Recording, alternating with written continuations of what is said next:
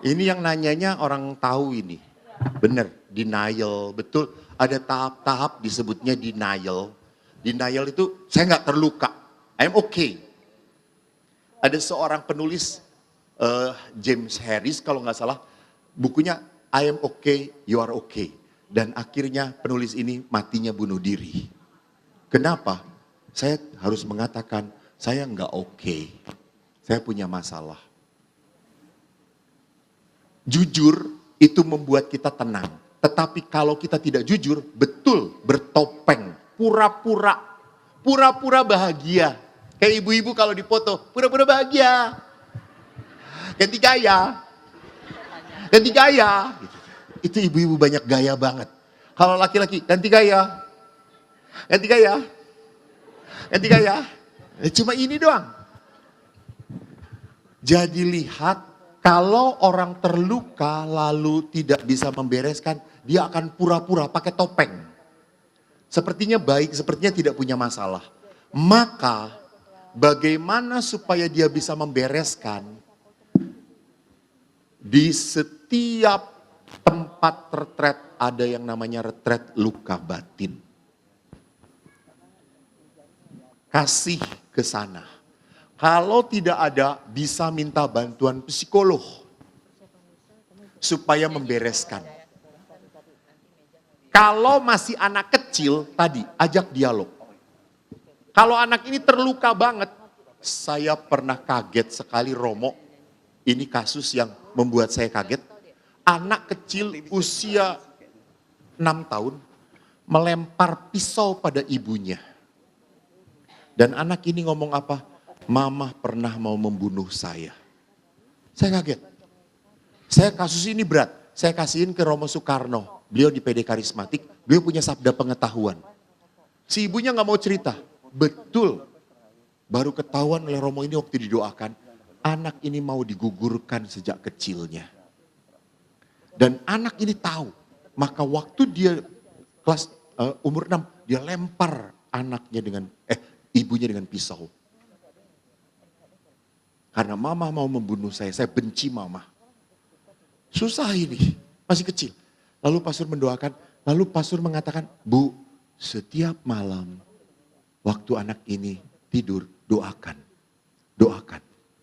Ibu minta maaf pada dia. Itu nanti akan masuk ke dalam batin dia. Ngomong. Kalau anak kecil.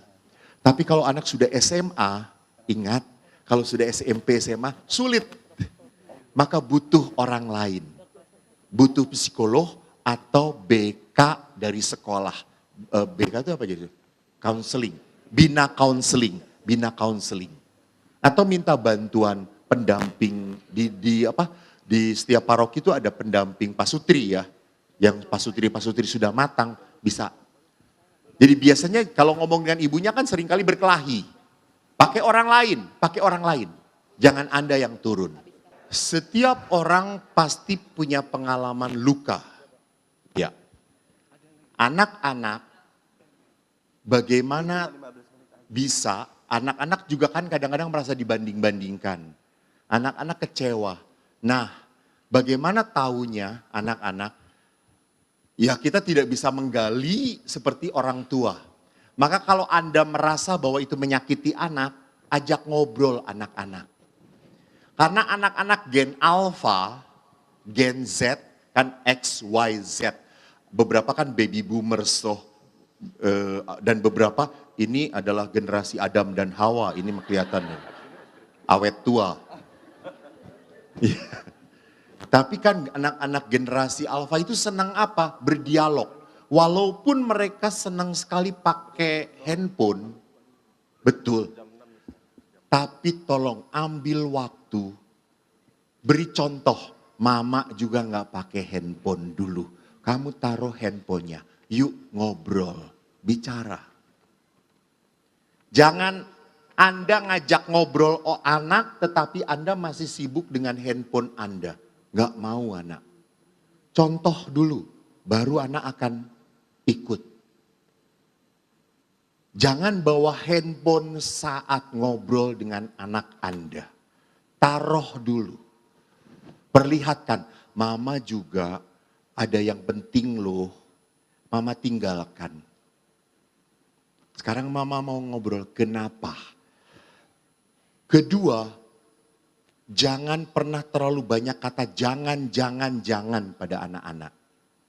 Selama anak Anda bisa ngobrol nyaman dengan orang tuanya, Anda harus merasa bahagia. Tetapi kalau anak Anda sampai tidak mau ngobrol, cerita sama orang tuanya, berarti terluka dia. Ada masalah.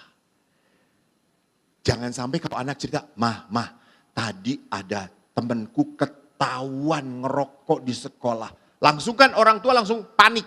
Awas kalau kamu merokok. Tidak perlu. Tanya. Ada seorang ibu cerita, dia melihat di lemari anaknya ada film porno. Sebelum dia mau marahin anaknya, dia tanya saya dulu. Kurang ajar. Dia punya suami, tanyanya saya. Lalu, Romo, ini bagaimana? Anak saya nonton film porno, padahal dia baru kelas 1 SMP. Ada di kamar dia. Saya mau marah, saya mau hajar. Tenang Bu, kata saya. Saya tanya dulu, suami pernah nonton film porno enggak? Pernah. Ibu, ya pernah. Ya sudah. Terus gimana Romo? Bu, ajak nonton bareng-bareng. Serius. Lalu tanyakan, nak kamu malu ya? Malu main gak boleh. Nah kenapa? Karena dosa. Kenapa kamu diem-diem? Karena kamu merasa salah. Ini bukan pendidikan yang benar nak, belum waktunya kamu. Jadi diajak dialog, bukan disalahkan. Anak tidak butuh disalahkan, butuh ditanya kenapa. Tidak ada luka yang otomatis hilang, tidak ada. Harus diolah. Saya pun begitu tidak dekatnya dengan ayah, akhirnya saya mengolah. Apakah saya mengolah ayah begitu keras pada saya, dia harus minta maaf? Gak mungkin. Ayah minta maaf hanya kejadian waktu itu saja. Tetapi setelah saya dewasa, gak mungkin mengharapkan ayah minta maaf. Saya yang harus mulai mendekati ayah. Saya mulai berdamai dengan ayah. Saya mulai sayang dengan ayah. Maka setelah saya bisa menerima, tadi kan tahapnya denial, baru setelah denial, accepting, menerima. Baru saya bisa forgiving. Accepting itu menerima. Saya sakit, saya kecewa. Sadar dulu. Tetapi marah, kecewa, sedih, jangan berkepanjangan. Selesai dengan forgiving, udah saya menerima. Maka ada doa menarik dari saya terakhir. Ini doa yang saya ingin ajarkan terakhir sebagai doa untuk healing, penyembuhan. Tuhan,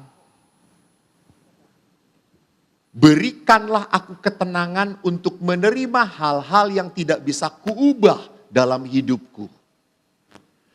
Tuhan, berikanlah aku kekuatan dan keberanian untuk mengubah hal-hal yang tidak bisa kuubah dalam hidupku. Dan berikanlah aku kebijaksanaan untuk dapat membedakan mana yang bisa kuubah dan mana yang tidak bisa dirubah.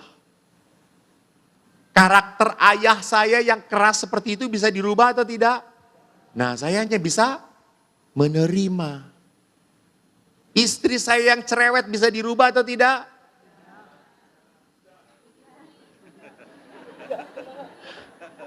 Bapak berbicaranya dengan iman atau dengan keraguan?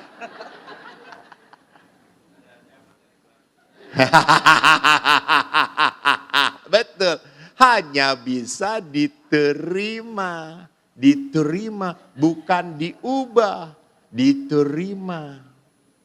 Nggak bisa dirubah.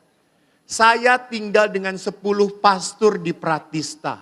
Tidak ada satupun yang cocok. Kalau cocok, hamil mereka.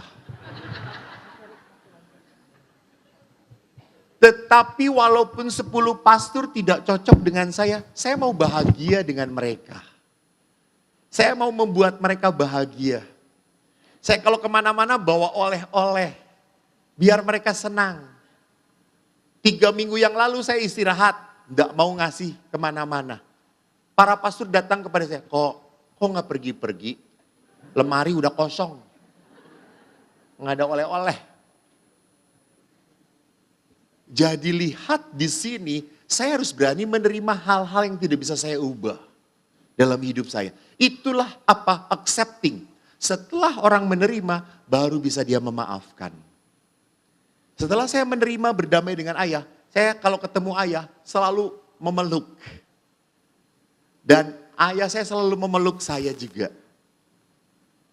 Maka kemarin waktu saya pamitan, saya langsung pergi. Ayah, apa? Belum pelukan? Oh iya, ayah peluk.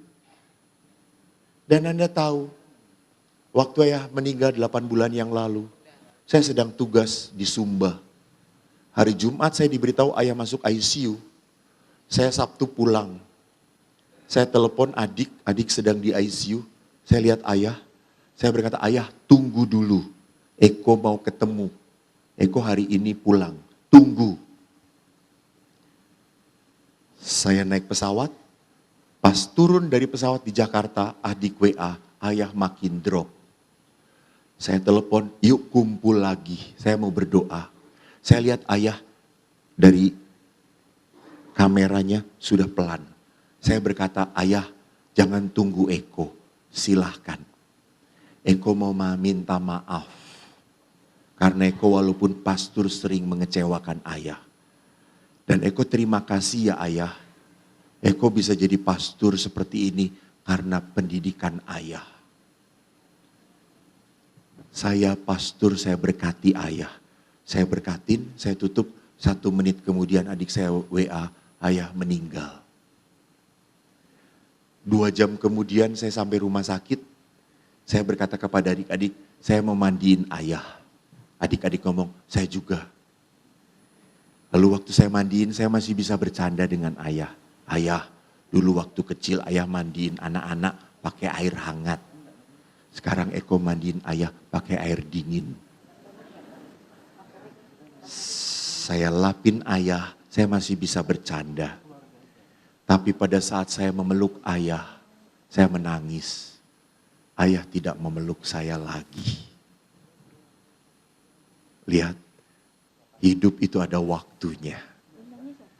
Kalau Anda tidak mampu mengampuni, Anda akan menyesal selama-lamanya. Amin. Tuhan memberkati. Terima kasih, kita beri tepuk tangan.